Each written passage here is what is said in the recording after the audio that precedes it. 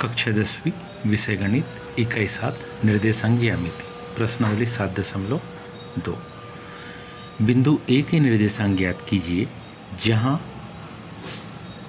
A B एक वृत्त का व्यास है जिसका केंद्र 2 ऋण 3 है और बी के निर्देशांक 1 4 है। हमने एक वृत्त बनाया है। इस वृत्त में ध्यान से देखिए, एक सिरे ए के निर्देशांक को एक्स वाई मान लिए।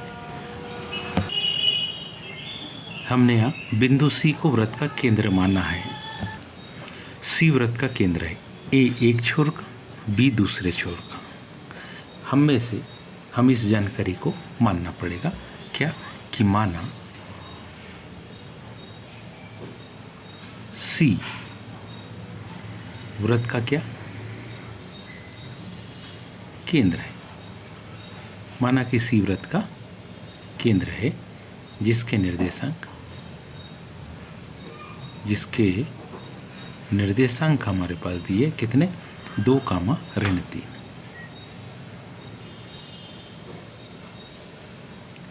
ए के निर्देशांक इसको मान लेंगे, माना ए कि एक्स वाई है ए के निर्देशांक, तथा बी के निर्देशांक पहले से ही दिए है 1 4।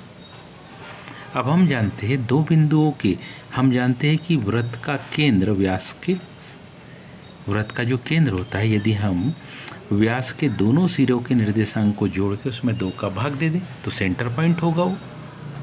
अब यदि हम व्यास में 2 का भाग दे दें तो हमको केंद्र ओ के सी के निर्देशांक निकल जाएंगे। तो अब हम लिखेंगे क्योंकि क्या ए बी वृत्त का व्यास है,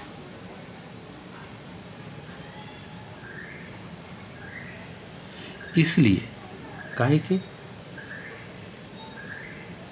सी जो होगा वो किसका, ए बी का मध्य बिंदु है। सी जो होगा वो ए बी का मध्य बिंदु है। और इसलिए यदि हम x में किसमें, यदि हम x में 1 को जोड़े और उसमें 2 बिंदु निकालना, मतलब x में 1 को जोड़कर 2 का भाग देने पर 2 आना चाहिए, y में 4 को जोड़ के 2 का भाग देने पर 3 आना चाहिए। तो कहने का मतलब क्या है कि x धन 1/2 सी का पहला निर्देशांक, y क्या y धन 4/2 ये y का सी का दूसरा निर्देशांक बराबरी से क्या 2, ऋण 3 आना चाहिए। तो अब इन मानों को हम तुलना करेंगे तो x और y के मान आएंगे। तो क्या करेंगे हम इसकी, इन मानों की हम तुलना करेंगे।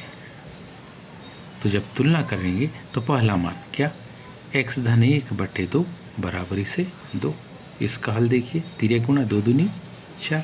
तो x धन 1 बराबरी से 2 दूनी 4, और इसलिए जब 4 की तरफ 1 जाएगा तो x बराबरी से क्या जाएगा, x बराबरी से 3। पुनः क्या y धन 4 पुनः इसको देखो, y धन 4/2 बराबरी से ऋण 3 बटे कुछ नहीं मतलब 2 का 3 में गुणा तो 2 3 6, y धन 4 बराबरी से क्या ऋण 6, ऋण 6 की तरफ 4 जाएगा तो ऋण 4, तो y बराबरी से कितना ऋण 10। अतः कौन से ए बिंदु के निर्देशांक, अतः ए काय के बिंदु के क्या निर्देशांक हमारे पास क्या आ गए, x का निर्देशांक आ गया 3 और y निर्देशांक आ गया ऋण 10। उम्मीद है सभी को समझ में आया होगा। इसी का एक इम्पोर्टेंट और महत्वपूर्ण प्रश्न था। आज के लिए इतने, शेष कल। धन्यवाद।